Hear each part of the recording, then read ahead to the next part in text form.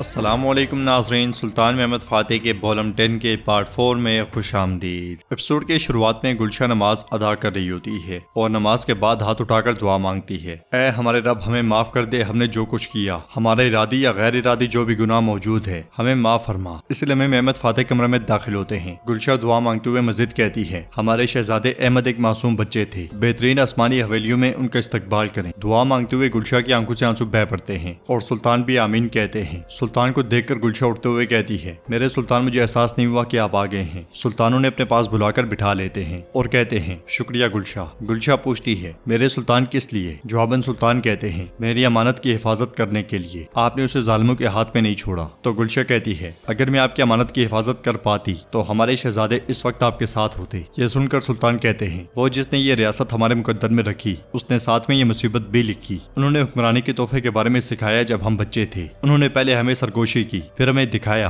और हमने इसे कबूल कर लिया। कोई नहीं जान सकता कि रियासत का परिंदा और मौत का परिंदा किस पर मंडलाएगा। हमें अपनी तकदीर देखने के लिए इस मकसद के लिए जीने और कोशिश करने की जरूरत है। तो गुलशा कहती है, अल्लाह हमें सीधे रास्ते पर रखे सुल्तान। अगले मंजर में सुल्तान खाला सुल्ताना से कहते हैं, हलीमा की आपके सामने ऐसी कोशिश करते दौरान आप कैसे अंदाजा नहीं लगा पाई? तो खाला सुल्ताना कहती है, उसने मेरी नेक नीति का फायदा उठाया। उसने ये मंसूबा उन दिनों में बनाया जब वो अहमद से मिलने गई थी। हम में से किसी को भी इसका एहसास नहीं हुआ। मारा बाहर गुलशा। सुल्तान कहते हैं, मैंने आपसे कहा था कि वो अपना सबक नहीं सीखेगी, आपने मेरी बात नहीं सुनी। जवाबन खाला सुल्ताना कहती हैं, मेरे सुल्ताना आप हक बेजानिब हैं। मैंने उसकी हालत देखी और मैं चाहती थी कि उसे माफ किया जाए, इसलिए आप जो भी हुक्म देंगे मैं उसे कबूल करूंगी। सुल्तान कहते हैं, मैं आपसे सिर्फ इस गिरा को खोलने का कहता हूँ। फिर आगे बढ़ते हुए कहते हैं, मेरे तख्त पर नजर जुमाने वाली और मेरे भाई की मौत का सबब बनने वाली हलीमा खातून अब इस दुनिया में सांस नहीं ले सकेंगी। जाएं और जैसे आपने उसे जिंदगी बख्शी थी अब उसे मौत के हवाले करें। यह सुनते साथ ही खाला सुल्ताना परेशान हो जाती है। उधर इसाक जानदाली से पूछता है, दोगान, क्या वो हमें और खुद को जला देगा?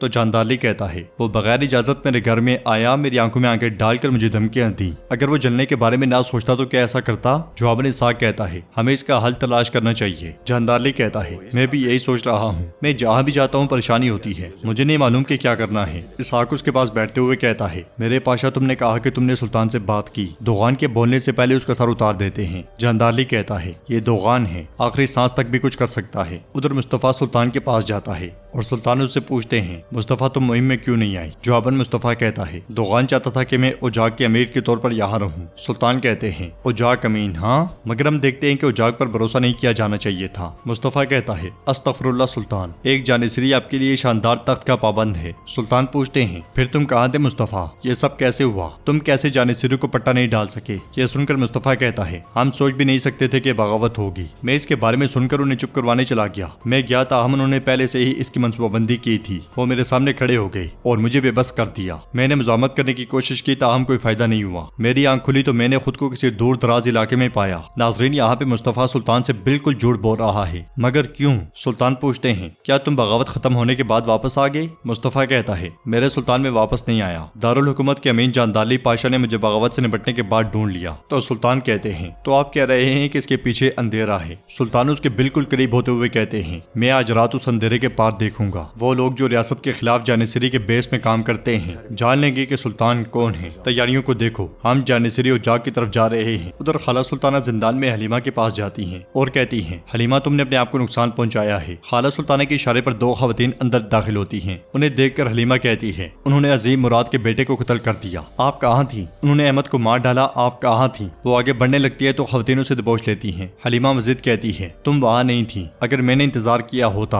अगर मैं इंतजार कर लेती। उसकी बातें सुनकर खाला सुल्ताना कहती है, इसे क्या हुआ है? तो मेहरबान कहती है, ये मौत के खौफ से पागल हो गई है। जवाबन खाला सुल्ताना कहती है, नहीं मेहरबान नहीं, ये अपना दिमाग खो चुकी है। ऐसा नहीं लगता कि ये खेल खेल रही है। हलीमा के पास मौजूद खातून उसकी हालत को देखते हुए कहती है, खाला सुल्ताना इस हालत में इसे फांसी नहीं दी जा सकती। सुल्ताना कहती है, तुम ठीक कह रही हो। उधर दो कमांडर दोगान के सामने खड़े होते हैं और जुल्फिकार कहता है, हमारे भाई फैसले का इंतजार कर रहे हैं आगा। हमारा रास्ता और उसूल क्या है? हम कौन सा रास्ते का इंतखाब करेंगे? तो दोगान कहता कहता है वो जाग में जो वफादारी रखते हैं वो आपको भाई बना देते हैं। हम इसलिए किसी से इम्तियाजी सलूक नहीं रखते। हम जिस सूरत हाल में है वो मुश्किल है, अलबत्ता हमने वही किया जो हमने मिलकर किया, हम इसकी अदायगी भी मिलकर करेंगे। जवाबन जुल्फिकार कहता है हमारे दरमियान इख्तलाफात हैं, कारा मुस्तफा से जुड़े जाने से हमारी तरफ नहीं देखते, वो बहतान लगा रहे हैं। यह सुनकर दोगान कहता है हम उन सब का भी ख्याल रखेंगे। जानदारली हमें कुर्बानी का बकरा बनाना चाह रहा है, ये सब रवैया इसी वजह से है, मगर हमने शेर बनने की ठान ली है। हम अभी मुहिम से आए हैं, थके हुए हैं, अच्छी तरह आराम करें, देखते हैं कि सुबह क्या होता है। कमांडर चले जाते हैं और दोगान तलवार पास रखकर लेट जाता है। उधर जिंदान में खवातीन हलीमा को एक सफेद लिबास में जकड़ देती हैं और उसे लेकर चली जाती हैं। उसे जाता हुआ देखकर खाला सुल्ताना कहती है तुम्हारी अकल के चले जाने के बाद तुम्हारा पहले वाला हिसाब किताब खत्म हो गया है। मेहरबान कहती है आपकी तरफ ना हिसाब बंद हुआ ना किताब सुल्तानम। तो खाला सुल्ताना कहती है बताओ वो वस्ती आगा तुम्हारे हाथ में कैसे था। जवाबन मेहरबान कहती है वो बहुत अरसे से मुझसे मोहब्बत करता था, मैंने उसे कितना ही दुत्कारा वो पीछे नहीं हटा। खाला सुल्ताना खुश होते हुए कहती है ये अच्छा है वो पीछे नहीं हटा, वो एक दिन हमारे काम आ सकता है। मेरे पांजी और हान को सूरत हाल से आगाह करो, यहाँ सब कुछ मंसूबे के मुताबिक हो रहा है। ये कहते साथ ही खाला सुल्ताना आगे बढ़ जाती है। उधर दोगान सोया होता है, खौफ के मारे उसकी आंख खुल जाती है। वो तलवार की जानिब लपकता है मगर वहाँ पे तलवार नहीं होती और एक आवाज आती है क्या तुम तलवार ढूंढ रहे हो दोगान। आवाज सुनते साथ ही दोगान एकदम से उठकर बैठ जाता है तो सामने जानदारली खड़ा होता है और तलवार उसके हाथ में होती है। दोगान कहता है जानदारली तुम। जवाबन जानदारली कहता है कुछ रातों को अपना सूरज नहीं मिलता। दोगान तकिए के नीचे से एकदम खंजर उठा लेता है और जानदारली की जानिब बढ़ते हुए कहता है या तो तुम या मैं जानदारली, इस कमरे से हम में से कोई एक मुर्दा हालत में निकलेगा। जानदारली भी उसके सामने तलवार घुमाने लग जाता है। बाहर शाहबुद्दीन पाशा जानिसरी सिपाहियों के साथ मुहतात अंदाज में आगे बढ़ रहे होते हैं। कारा मुस्तफा भी जगनोज पाशा के साथ एक तरफ जा रहा होता है। वो सामने आने वाले दोगान के सिपाहियों को पटकते जाते हैं। शोर की आवाज सुनकर जुल्फिकार एकदम से उठ जाता है मगर जगनोज पाशा और मुस्तफा उसके सर पर होते हैं। जुल्फिकार के हमला करते साथ ही जगनोज पाशा उसकी तलवार गिरा देते हैं और सिपाही उसे ले जाते हैं। उधर दोगान के दूसरा कमांडर भी सोए सोए शहाबुद्दीन पाशा के हाथ लग जाता है। सिपाही उसे भी लेकर चले जाते हैं जबकि कमरे के अंदर जानदारली तलवार फेंक देता है। ये देखकर दोगान खुश होते हुए उस पर हमला कर देता है मगर जानदारली बड़ी फुर्ती से उसके हमलों से बचता हुआ उसे थप्पड़ दे मारता है। फिर कहता है तुम्हारा चेहरा सख्त है दोगान। दोगान उस पर फिर से हमला करता है मगर जानदारली उसकी एक नहीं चलने देता और दोगान के खंजर से ही उसे दबोच लेता है। दोगान कहता है मुझे मार दो। जवाबन जानदारली कहता है मौत से आगे भी मौत है, जल्दी ना करो। जानदारली के पुकारने पर सिपाही वहां पे आकर दोगान को दबोच लेते हैं और जानदारली के हुक्म पर उसके चेहरे पर कपड़ा डाल दिया जाता है। जानदारली उससे कहता है अगर आप किसी को कुछ नहीं सिखा सकते तो उसे धक्का ना दें, मेरे सर पर इस तरह कोई बोझ नहीं डाल सकता। इसके साथ ही सिपाही दोगान को ले जाते हैं और जब बैठ से गुजरते हैं तो सोकर उठने वाले जानिसरी सिपाही ये देखकर चौंक जाते हैं। जानदारली के आने पर वो सब सीधे खड़े हो जाते हैं और फिर आगे बढ़कर सैन में देखने लग जाते हैं। सैन में सिपाही बाकी गद्दारों को लिटाकर उनके पांव पर डंडे मार रहे होते हैं। दोगान को भी लाकर उसके कमांडरों के दरमियान में बिठा दिया जाता है। सब बुलंदी पर से ये सारा मंजर देख रहे होते हैं। जानदारली भी वहां पे आ जाता है। जानदारली को देखकर दोगान के साथ मौजूद कमांडर चौंक जाते हैं। फिर जानदारली के इशारे पर मुस्तफा कहता है मेरे साथियों अपने सामने मौजूद रियासत के साथ गद्दारी करने वालों को देखो, इन्होंने सुल्तान को धोखा दिया,